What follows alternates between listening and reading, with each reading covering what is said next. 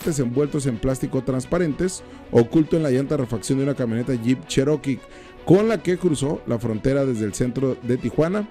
Y esa tarde dijo a los agentes de aduanas y protección fronteriza que se dirigía de compras a la Plaza de las Américas Outlets en San Isidro. El gobierno de Estados Unidos la sitúa como encargada de transportar drogas desde Tijuana a territorio estadounidense y traficar armas de fuego de regreso. Se suponía que era solo otra captura en Tijuana, una más de las tantas que llenan los reportes diarios. Pero detrás de la mochila negra de una joven universitaria de 23 años se escondía la operación más escalofriante de infiltración criminal documentada en los últimos años. Su nombre, Miriam Sugay. Originaria de Ciudad Obregón, estudiante de contabilidad, hija de una familia común de Sonora. El 18 de septiembre, a las 3:47 de la tarde, caminaba por la calle Haitianos en la colonia Sánchez Taboada con 35 envoltorios azules.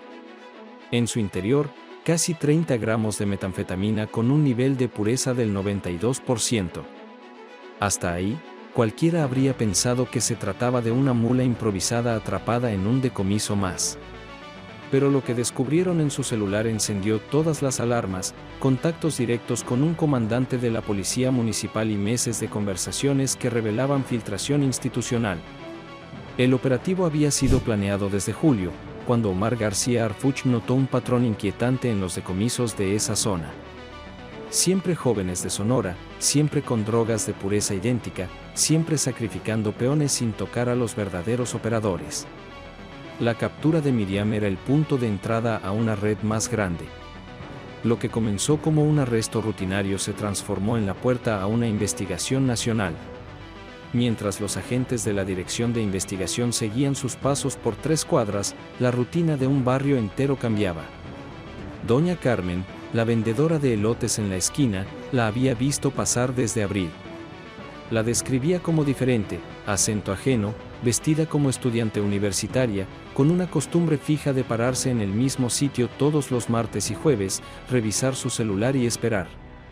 Un testimonio sencillo, pero que coincidía perfectamente con lo que la inteligencia federal venía siguiendo desde mayo. Alguien había cambiado el perfil de los distribuidores, reclutando jóvenes universitarios en lugar de los tradicionales narcomenudistas locales. El teléfono de Miriam mostró cómo funcionaba esa transformación. Todo había comenzado en febrero, cuando perdió su empleo en una maquiladora de Ciudad Obregón. 2 semanas después recibió un mensaje en redes sociales: oportunidad laboral para estudiantes de contabilidad. Trabajo de medio tiempo. 15,000 pesos mensuales. Transporte de documentos confidenciales. Al principio no había nada sospechoso, ni siquiera se mencionaba droga. Era un proceso diseñado para atrapar poco a poco. Durante los primeros meses transportó sobres cerrados que, según ella creía, contenían papeles contables. En abril, la verdad salió a la luz. Pero para entonces, ya había recibido pagos importantes, había ayudado a su familia con colegiaturas atrasadas y estaba emocionalmente comprometida con quienes la habían contactado. El detalle más inquietante era el origen de los mensajes. Los metadatos revelaban que habían sido enviados desde el interior de la Secretaría de Seguridad Pública Municipal de Tijuana. Los horarios coincidían con turnos laborales. Había silencios en fines de semana y días festivos. La filtración institucional no era un rumor, estaba ocurriendo en tiempo real desde las propias oficinas de seguridad. Harfuch llevaba meses monitoreando ese patrón. Desde junio, los operativos en Sánchez Taboada parecían fallar sospechosamente. Los distribuidores siempre anticipaban la llegada de los policías. Las capturas se limitaban a jóvenes de bajo nivel. Nunca caían proveedores ni coordinadores. Era como si alguien estuviera jugando ajedrez con las autoridades, sacrificando piezas menores para proteger al verdadero rey. Y ahora, con Miriam detenida, esa teoría se confirmaba. Los registros bancarios fueron la siguiente pieza del rompecabezas.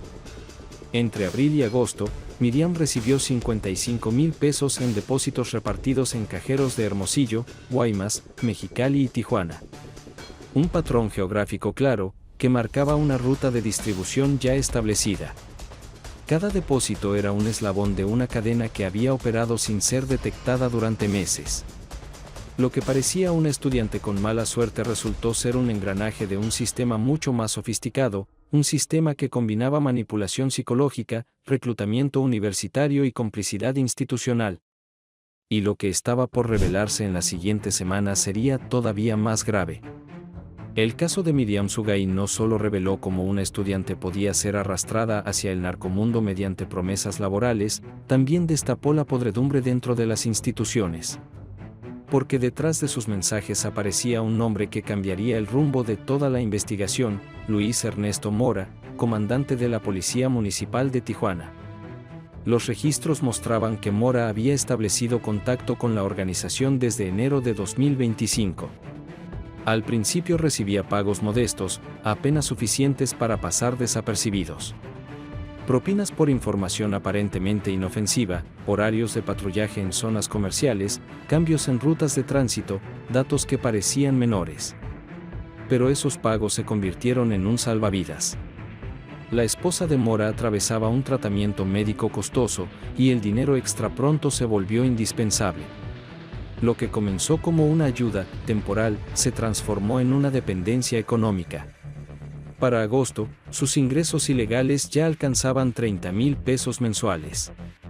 El patrón era idéntico al de Miriam: compromiso gradual, manipulación emocional, presión económica.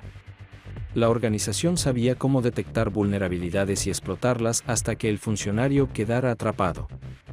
Y Mora no se quedó solo. Desde mayo había reclutado a 2 subcomandantes de la Policía Estatal y a un analista de la Fiscalía Regional. Cada uno aportaba piezas específicas, mapas de operativos, cambios de personal, ubicaciones de retenes. En conjunto, formaron un sistema de inteligencia criminal tan eficiente que en algunos casos superaba a las capacidades oficiales. La sofisticación del esquema quedó clara con otro hallazgo: empresas fantasma registradas entre febrero y marzo con documentación impecable, contratos legales con dependencias de seguridad y pagos perfectamente justificados en el sistema fiscal. Estas empresas, disfrazadas de consultorías de seguridad y comunicación, eran en realidad el canal por el que fluía el dinero hacia los funcionarios infiltrados. Ningún pago en efectivo, ninguna huella evidente. Todo parecía legal. Y mientras esa red institucional se consolidaba, en las afueras de Rosarito operaba el verdadero corazón de la operación. Un laboratorio industrial disfrazado de empresa de productos químicos para construcción. Constituido en febrero con un capital inicial de 5 millones de pesos, la compañía tenía como socios fundadores a un químico con doctorado, 2 ingenieros industriales y un administrador con experiencia en comercio internacional. Ninguno con antecedentes, todos con historiales impecables. Desde marzo, la fachada empresarial cubría una operación farmacéutica clandestina. Equipos de laboratorio importados de Alemania, precursores químicos adquiridos legalmente desde China e India, permisos comerciales en regla. A simple vista, todo en orden. Pero las imágenes satelitales mostraban otra historia: actividad nocturna constante, producción irregular durante el día y una escalada sospechosa a partir de julio. El análisis forense de la metanfetamina incautada a Miriam confirmó lo que temían: pureza del 92%, una consistencia química que solo podía lograrse con procesos industriales avanzados. Nada de improvisación, nada de cocinas escondidas en casas de barrio. Esto era industria criminal en toda regla. El laboratorio tenía capacidad para producir 50 kilogramos mensuales, y en apenas 6 meses ya había acumulado 200 kilos de droga lista para distribución. Lo más perturbador es que funcionaba como una empresa normal. Empleados con sueldos competitivos, prestaciones sociales, turnos bien definidos. Durante el día, producían químicos legales. Por la noche, los mismos equipos fabricaban metanfetamina de alta pureza. Una doble vida empresarial que demostraba hasta dónde había evolucionado la estrategia del crimen organizado en México. Lo que parecía una simple detención en la calle se había transformado en el descubrimiento de una estructura híbrida: policías infiltrados, empresas fantasma, laboratorios disfrazados y jóvenes universitarios convertidos en distribuidores. Pero lo más oscuro aún estaba por revelarse: el programa de reclutamiento estudiantil diseñado con precisión quirúrgica. El hallazgo más escalofriante no fue el laboratorio ni los policías infiltrados. Fue descubrir que todo formaba parte de un programa de reclutamiento universitario que llevaba operando en secreto desde enero.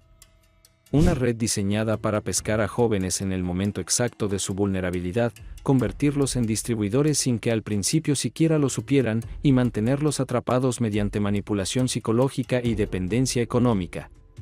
Los archivos incautados revelaron cómo funcionaba el sistema.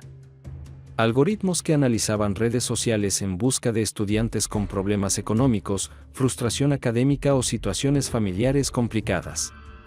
Contacto inicial a través de ofertas laborales falsas. Periodo de prueba transportando supuestos documentos. Luego, la revelación gradual de la verdadera actividad.